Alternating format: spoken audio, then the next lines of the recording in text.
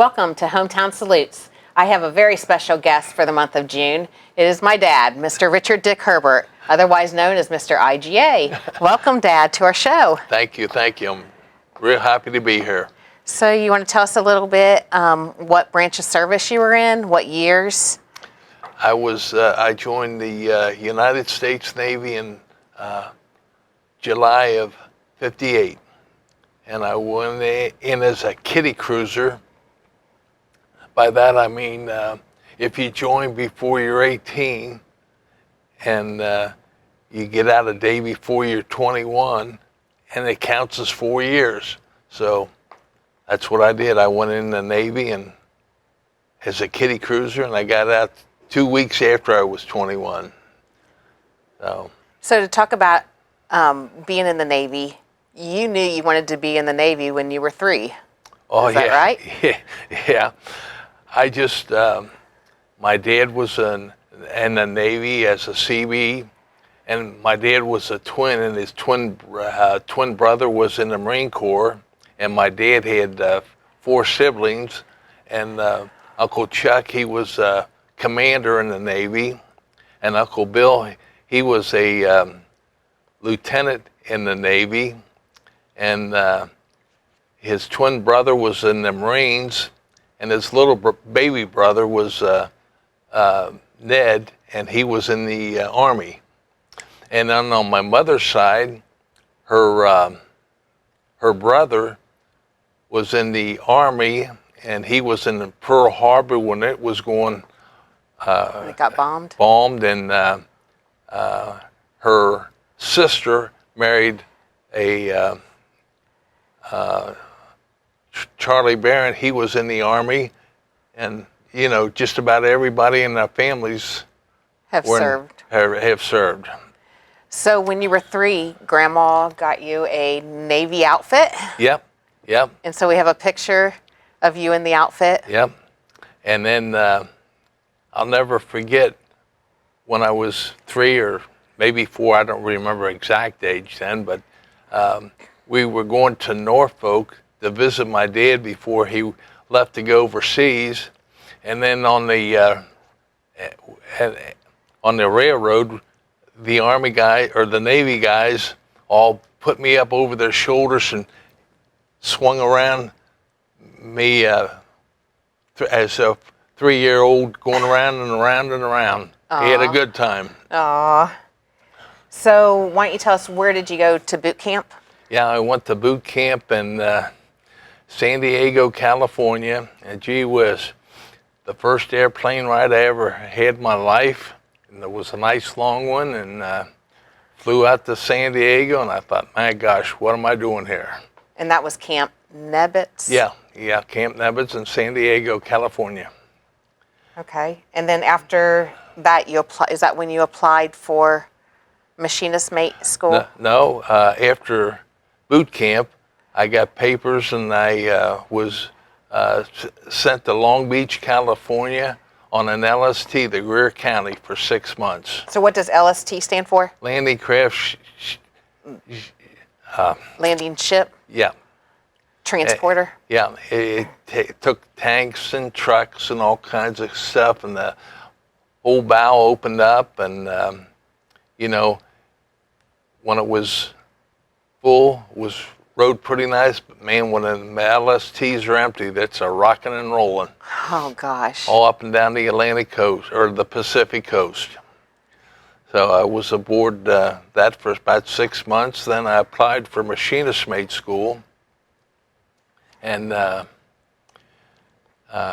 got it, and it was a 12-week course, and while I was in there, I volunteered for sub duty.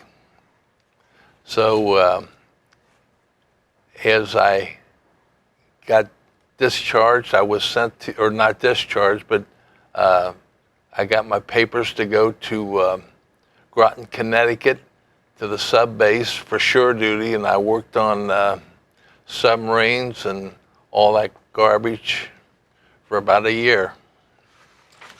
So is that where you had volunteered for sub duty? Is that where you had worked on the 2 nuclear power submarines? Yeah, The Patrick Henry and the George Washington were the first two nuclear-powered submarines, and I was fortunate enough to help put the heating and air conditioning in the units. Wow. Oh. All right, so then after the school, that is when you went on the Forrestal? No. After school, the machinist mate school, Okay. I went to the sub base. Okay. And after the sub base, I went, he hauled around about, extended my duty from 4 years to 6 years, and I wasn't about to sign up for something for 6 years, not knowing if I was going to like it or dislike it. And we couldn't get together, so they shipped me out aboard the Forrestal. So it was the USS Forrestal CV-59? Yes, it was. So you weren't on it when the fire broke out. That was, you were on it before about that. 6 years, yeah. Prior to that. Yeah. So let's talk about the Forrestal. Wow. How's that? Oh man, it was a big boat.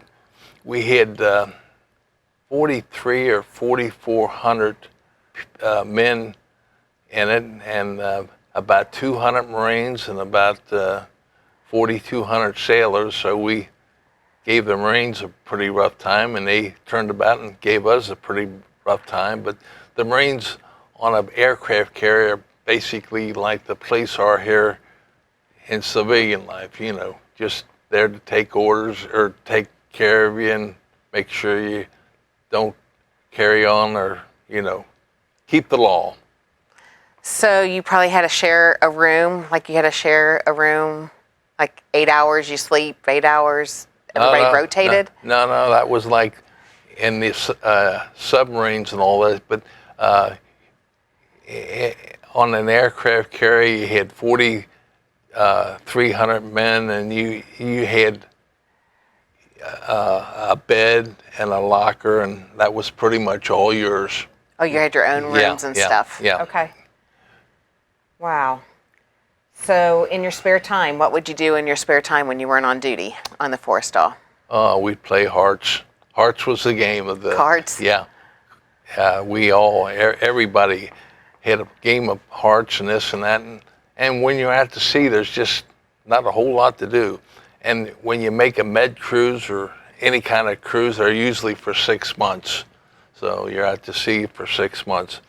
But we made a med cruise, and our home port was Cannes, France, and we stopped in Italy, and we stopped in Spain, and we had real nice times over there. And then I used to have a boat, but when we were in the service, we had a Liberty boat, and it was about 60 feet long, and I signed up to drive that thing, and we drive it for 4 hours. And so that's where you learned to drive a boat. Man, you're pretty good at that. Yeah. Huh. So, in your spare time, we also have a picture here where you wrote letters to your girlfriend, which is now my mom. I did? Yes. Yeah. So you wrote letters to Mom. Yeah. You were high school sweethearts. Yeah. So how neat is that? I don't know. Pretty neat on here. So on the Forrestal, your job was to take care of heating and air? Yep, and then I was in charge of maintaining the brasses rooms and the brasses kitchen and their equipment and all that stuff, keep it going and keep the temperatures right in the rooms and then where they eat and all that kind of crap. So have you kept in contact with any of your other Navy? No, I sure haven't. When I was in the service in 58 to 61, man, when you came home, you didn't want to say that you were in the service because you were downgraded real quick. People didn't care for the service that much. Wow. Golly. So a couple years ago, we honored you with a brick at the Indiana War Memorial Foundation. And that was a fun get-together where we took the whole family up. You had no idea. And at the at the Monument Circle, there's a brick honoring you for your service. Yep, sure was. And I just, I go up there and I just look at that. It's just real nice, real nice. I thought that was fun. Yeah. So last year, May 18th, you did something else that was pretty special. Yep, I was honored to go on the honor flight. And that just, it was the thrill of my life. Knowing that I had a lot of inside help. My youngest daughter was already a member helping the honor flight in Columbus, Ohio, and you're helping the honor flight in Indianapolis, Indiana, so I knew a little bit about it, but all that I knew we could throw out the window. I just, it was really, really nice. We didn't, anything we wanted, we got. I mean, the people treated us real, real well. Yep, and you were on the 30th honor flight for Indianapolis. Yep. So after the 30th honor flight, we had taken a total of 2,860 veterans from the Indianapolis area, and that breaks down to 1,321 World War II veterans, 921 Korean, and 518 Vietnam. So sadly, there's no World War II veterans on the waiting list at this time, but we have over 1,000 that are on the waiting list. But if you know somebody that's in the service, I mean, they need to sign up. Yeah, it's a day that they'll never forget. What's me knowing a little bit about it and then just going on it, it's amazing. What's one of your favorite things that you did that day that kind of stands out to you? I think the World War II monuments of all the veterans and that was fascinating, but the whole place was fascinating. It really was. And all the people that just come out to thank you, and hundreds of them. Yeah. And for us, I mean, we had something extra special. The Community Christian School, they surprised you. Yeah, they surprised by giving you a huge send-off. I mean, Molly Keener and the entire staff and school, I mean, they were lined up outside as we pulled into their lot, and I didn't know what was happening. Such a nice program. They sang, they honored you, and then we got a huge send-off from the Sheriff's Department going out of town. We sure did. Yeah, it was really neat. But anybody that's got a chance, if you're a veteran, man, you want to get on the honor flight, you'll never forget it. Yeah, and you can go to www.indiehonorflight.org and download the application and get those turned in. Yep. So let's go back to your years in the service. Do you have a funny memory, something funny that happened while you were in the service that you'd like to tell? Something funny that happened. I can't think of anything. What about when you bought all your cigarettes? Oh my gosh. I smoked Pall Malls. And this one time we went out to sea. It was in Long Beach, California, and I was on an LST. And we went out to sea, and we were buying cigarettes for $1 a carton. And I bought 25 cartons of cigarettes, and you smoke some, and everybody's bumming one off of you and this and that. And this one time I had the midnight watch after I bought 25 cartons of cigarettes about 3 days before. And I had the midnight watch, and somebody I got off the watch, and somebody had broke into my locker and took all my cigarettes but one carton, and it had a little note, "Thanks, sucker." And I made up my mind right then and there. I'm gonna smoke this last carton and give a few away, and when they're gone, I'm gonna quit smoking. So that cured me of smoking. I quit right then and there. Wow. So in France, we talked about France a little bit. I mean, did you love things that you saw there? I mean, Cannes, did you ever France. go back Oh yeah, we after went. you got out of the service? Yeah, about 2 or 3 times. But Cannes, France was our home port, and it was beautiful. It was just a beautiful place, and When you went back to visit, had things changed a lot? oh yeah, yeah. And then going back to boot camp days, I went out to California and looked for the boot camp, and just expressways that build up, and the place was gone, and just I didn't recognize it. I thought it was in a different world, but it had really changed. Wow. And then, I mean, Spain, did you like things in Spain? Spain was very nice, but my favorite place was Cannes, France. It was just really lovely. Yeah. So 3 years you were in the service, 3 years. but it counted for 4. Yeah. Did Yeah. a lot of people, like, did you sign up with other people in school? No. Signed up all by myself. Took off all by myself. So Grandma was okay with that? Yep. She waved me goodbye when I left the airport. But I loved the service, but at the time, the people back home in the U.S. just weren't very fond of service people. Wow. So you want to go back and talk a little bit more about the Forrestal? I mean, is there anything you can tell us about? Because that's, wow. It was the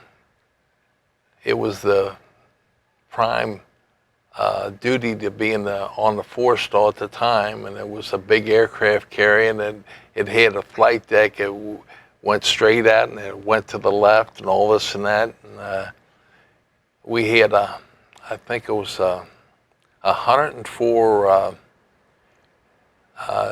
planes on there, and we had I think it was 6 helicopters, and we had trucks, about 5 big trucks, and 6 or 7 cars, and it was just an enormous ship. We generated enough electricity to power the whole city of Pittsburgh, Pennsylvania.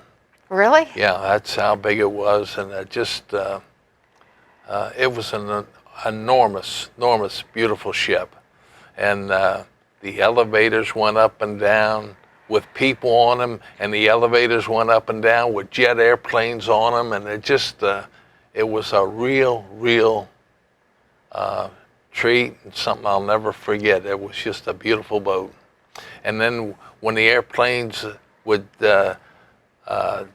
take off on there, they had the slingshot, what the heck was it? Anyway, it shot the planes off, and the planes would go down, and all of a sudden they come back up, and it just was a beautiful sight. And never did I see a plane get shot off the aircraft carrier that it went down and went right up. It never crashed. Huh. And it was just good duty. Wow. Oh. That's really, so Senator McCain was on that ship, right? Yeah, but he was on there about 5 years later. And that's when the fire had broke out. Yeah. That was a dandy fire. Oh boy, lucky. Yeah. Oh. Wow. So let's talk about Uncle Larry was in the service as well, so he went in Yeah, my brother. the Navy? Yeah, he was in the Navy. He was a shoreman, and I was known as a snipe, and he was known as a what? I forgot. So did he go on a kiddie cruise too? No, he was in for 4 years. The kiddie cruise was over. That was just a 1-year promotion that the Navy had. All right. And then Grandpa was a twin brother, we said earlier. So did Grandpa and Uncle Bob both were in the Navy? No, my dad was in the Navy, and my Uncle Bob, my dad's twin brother, was in the Marine Corps. And his boys were also in the Marine Corps. So Oh, his boys were Yeah. in the service as well. Yeah, yeah. Wow. We have a lot of family members that have been in the service. Well, what do you, I mean, is being in the service something, are you glad you did this? I mean, is that an Oh, experience of a lifetime? I'll tell you, I was like every other kid. I had a lot of growing up to do, and I think the Navy really had me grow up. And I think I'm almost 80 years old, and I think of all the young kids. They don't know what they're going to do and not do, and I think the service is something that really, really would help them, and it sure helped me. Yeah. So, Wow. So let's talk a little bit. Let's go back to Norfolk, Virginia, because you went back and visited Norfolk yeah. not too long ago. So has all that changed Oh, my since gosh. you had been there? It's just day and night difference. Just day and night difference. It's just, you know, we would walk around and this and that, and it was big, but it was little, and just you go back here now and just you wouldn't recognize it. Just day and night difference. So you got out of the service. You met up with your girlfriend Yep. from high school, Yep. and you guys lived in Cincinnati. So how in the heck did we end up in Connorsville? Because this is our hometown. Yeah. I mean, we call this our hometown. We love Connorsville. So how'd we end up here? I was a supervisor for IGA, and Mr. Riggy, who was the president of Parkview Markets, which is a grocery chain or grocery wholesaler that supplied IGA at the time, and he said, "How would you like your own store?" And I said, "I'd love it, but I ain't got no money." He said, "I didn't ask you if he had money. How would you like to have your own store?" And I said, "I'd love it." He says, "We got an opportunity to build a store in Connorsville, Indiana, at the end of a shopping center that doesn't have a grocery store, and they want us to build one." So I said, "We'll go down and look at it." So I went down, scattered around the store and this and that, and I had you and your brother, and we went around Connorsville, and we loved it. And So we built the store on the inn. It's where the licensed branch is now. and a dollar store. Dollar store. That And, was IGA. yeah, and then I got an SBA loan for like $500,000, and we took off. That was it. And here we are. Wow. Yeah, and Connorsville's been really good to us, and Yep, it is our hometown. yep. Well, Dad, I just want to thank you for your service and your sacrifice. Thank you for all the things that you've done for me and for everybody here in Fayette County. And you are truly my hero. So I'm Sherry Kendall, and I'll see you next month on another edition of Hometown Salutes.